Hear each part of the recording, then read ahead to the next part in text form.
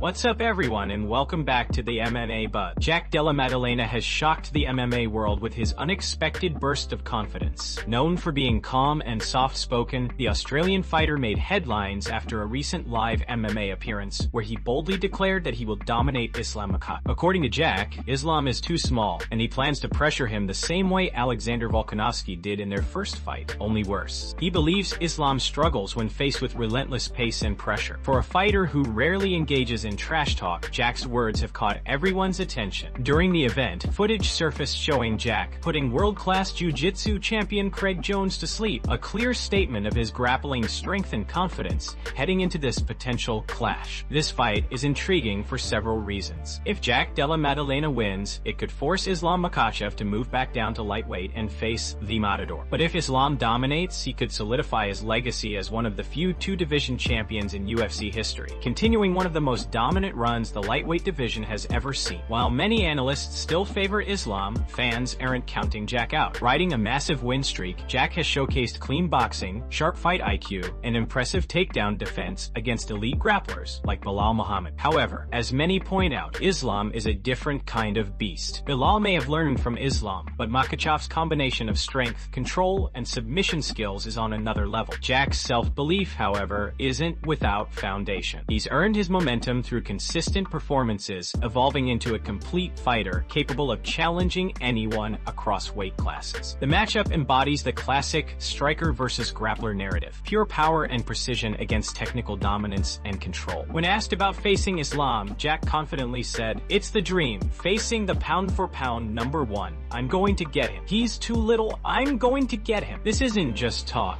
it's a declaration of intent. Whether he can back it up or not, one thing is certain: this fight is set to be one of the most fascinating clashes of skill, mindset, and legacy in modern MMA. Please subscribe to our channel and hit the bell icon. Please support us. Move on to another news. Alex Pereira didn't hold back after the controversial and chaotic ending to UFC 321. The highly anticipated main event between Tom Aspinall and Ciryl Gane ended abruptly in a no contest after Aspinall suffered a painful eye poke, leaving fans at the Etihad Arena in Abu Dhabi visibly frustrated and booing. What was expected to be a defining moment in the heavyweight division instead fizzled into confusion and disappointment. Pereira, known for his sharp wit and fiery personality, wasted no time reacting. He posted a video on social media with his signature smirk, captioned, "Let's make the heavyweight division great again." The post immediately went viral, sparking a flood of reactions from fans and fighters alike. Many interpreted it as a playful jab at the anticlimactic fight, while others saw it as a subtle hint that Pereira might have bigger plans in mind for the heavyweight division. The reigning two-division star made it clear he's been keeping an eye on the heavyweights. Although he previously stated that his only real interest lies in facing Jon Jones, Pereira's teasing message reignited speculation about whether Houghton could eventually test himself against the giants of the sport. His combination of power, precision, and mental composure makes him one of the most dangerous men across any weight class, and his presence alone has fans dreaming of blockbuster matchups. Some fans have already begun calling for Pereira to face Carlos Ulberg in his next title defense, seeing it as the perfect striker versus striker clash to inject excitement back into the division. Ulberg's explosive style and Pereira's calculated aggression could deliver exactly the kind of fireworks the UFC audience craves. Despite his comments about not chasing the heavyweight belt, it's becoming increasingly clear that Pereira is positioning himself as a threat across multiple divisions. His statement, part humor, part challenge, reminds everyone that while others may stumble, he remains focused and ready to elevate the sport.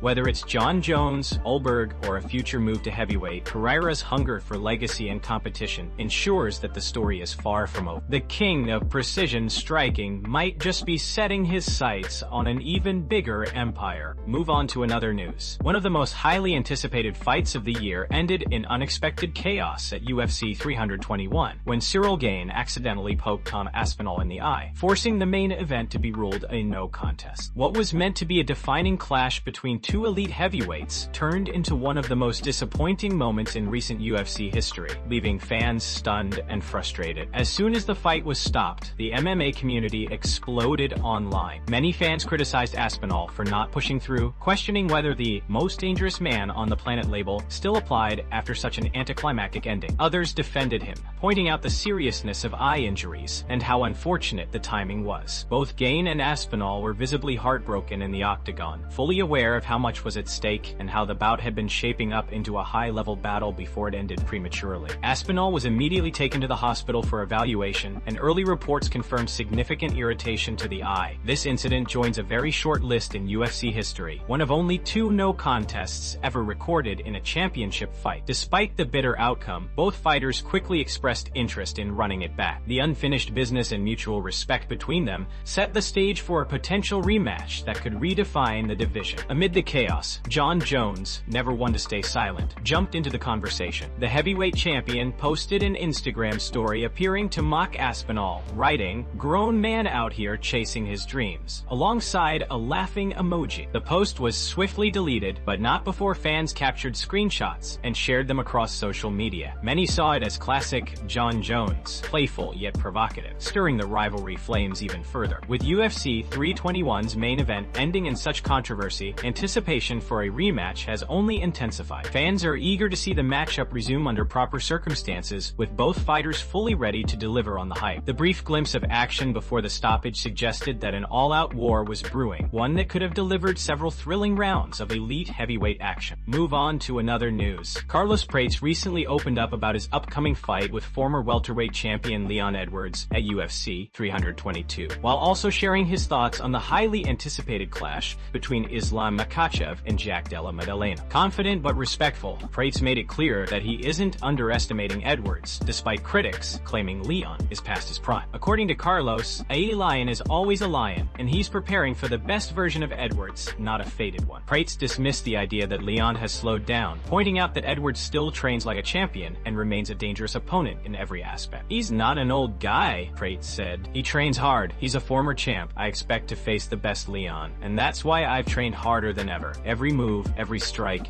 every second of this fight will matter." For Edwards, this bout is critical. Coming off back-to-back losses, another defeat could send him sliding further down the rankings and raise serious questions about his position in the welterweight elite. For Prates, however, this fight represents opportunity. A win over Leon would immediately propel him into title contention, especially after his impressive knockout victory against GF Neal. Stylistically, both fighters are known for their sharp striking and technical precision. Many analysts believe this could either produce a high-level stand-up war or turn into a more tactical battle where each man tries to outsmart the other. "It's a striker versus striker matchup," Prates said. "But I'm ready for anything. Pressure distance, power shots, whatever it takes." The co-main event of UFC 322 is being called one of the most pivotal fights of the year, not just for rankings but for legacy. And while Prates is laser-focused on Edwards, he didn't shy away from discussing the main event. Islam Makhachev versus Della Maddalena. "I think Islam is the favorite," he admitted, "but Jack has really grown as a fighter. He showed big improvements, especially in his takedown defense against Belal Muhammad. He's sharp, patient, and confident now. I think he can win by decision." With UFC 322 shaping up to be a massive card, Prates' confidence and mindset reflect a fighter who knows exactly what's on the line. "I'm ready," he concluded. "This is my moment to prove that I belong among the best in the world." Move on to another news.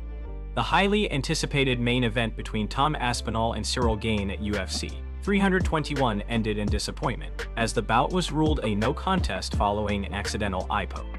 Early in the first round, Gane unintentionally poked Aspinall in the eye, leaving the British heavyweight unable to continue. Despite multiple attempts to recover, Aspinall repeatedly told the referee he couldn't see, forcing officials to stop the fight. With that, Aspinall retained his status as the undisputed UFC heavyweight champion, though the ending left fans at Etihad Arena frustrated and booing. The reaction from the MMA community was immediate. Terrence McKinney commented that Gane's jab had already caused visible damage before the foul, noting, "His eye was closed. No way he could continue." After reviewing the replay, McKinney added that the other eye actually seemed worse than the one Aspinall was clutching. Belal Muhammad also sympathized, tweeting, "I've been there, It's the worst feeling ever, before advising Gane to learn to keep your hands closed. Diego Lopes responded with a series of facepalm emojis, while Dylan Dennis took a jab at the situation, joking, well, at least now we know how John Jones versus Tom Aspinall would have ended. Veteran middleweight Derek Brunson expressed disbelief, writing, "Wow, the fight ended with an eye poke. No contest. Is the heavyweight division cursed or what?" Meanwhile, Chael Sonnen added a humorous touch, imitating Aspinall's reaction. "I just got poked knuckle-deep in the eyeball. Why are you booing? What am I supposed to do? I can't see." Sonnen summed up the frustration felt by many fans who had hoped to witness a defining moment in the heavyweight division. Following the incident, Aspinall was immediately transported to a nearby hospital for medical evaluation. Thankfully, early reports suggested the injury was not career-threatening, but the unfortunate ending sparked calls for a rematch to settle the score properly.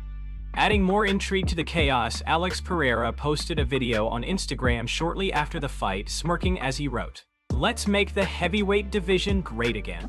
The post included emojis hinting at a potential super fight against John Jones, perhaps even teasing a White House event. Move on to another news. UFC 321 wrapped up with plenty of drama, but one of the most notable moments came outside the octagon. Former lightweight champion Khabib Nurmagomedov was in attendance, supporting his fellow fighters, and once again stepping into the role of mentor and corner coach. The undefeated legend was seen in the corner of rising middleweight star Ikram Aliskerov, who secured a dominant, unanimous decision victory over Junyoung Park in the prelims. Khabib's presence immediately energized the crowd, with fans chanting his name as he entered the arena. Backstage, cameras captured a fascinating interaction between Khabib and heavyweight contender Tom Aspinall before his title bout against Ciryl Gane. Ever the strategist, Khabib offered Aspinall detailed advice on how to handle a skilled striker like Gane. He spoke calmly, but with precision, explaining the importance of blending wrestling and striking to overwhelm opponents. "Sometimes boxing and wrestling are separate things," Khabib said. "But when you use everything together, wrestling pressure, boxing, control, you become unpredictable. He's a striker, he moves well, uses his legs and footwork. But when you pressure him and make him think about the takedown, it changes everything." Khabib elaborated that forcing Gane to constantly anticipate a takedown would open up opportunities for clean strikes. "When you set up your punches, show him you're going for the takedown. Make him guess. In his mind, he'll hesitate. That's when your hands start landing." Aspinall listened attentively, nodding as Khabib demonstrated subtle hand motions and angles, clearly absorbing the tactical lesson from one of MMA's greatest minds. The exchange highlighted Khabib's ongoing influence in the sport even after retirement. Whether cornering fighters like Aliskerov or offering impromptu coaching moments backstage, his presence continues to command respect and inspire. As Aspinall thanked him, Khabib responded humbly with a handshake and a smile, saying, "Appreciate it. Thank you very much." Even in retirement, Khabib's wisdom and leadership remain a defining force in modern MMA, a living reminder that greatness in the sport extends far beyond the cage. Move on to another news. Umar Nurmagomedov secured a unanimous decision victory over Mario Bautista, delivering a resilient performance that survived an early scare. Umar was briefly dropped by a knee in the opening round, but recovered quickly, demonstrating composure and tactical poise throughout the contest. After the fight, he downplayed rematch politics, stating that it doesn't matter who wins between Marlon Vera and Sean O'Malley. He's confident he will become bantamweight champion regardless, and remains focused on his progression. Social media and pundits reacted strongly to the win. Henry Cejudo argued Umar has earned the next title shot, while Ariel Helwani suggested Sean O'Malley deserves the next opportunity after his streak. Commentators and fellow fighters offered mixed views. Michael Chiesa acknowledged Bautista's toughness despite the loss.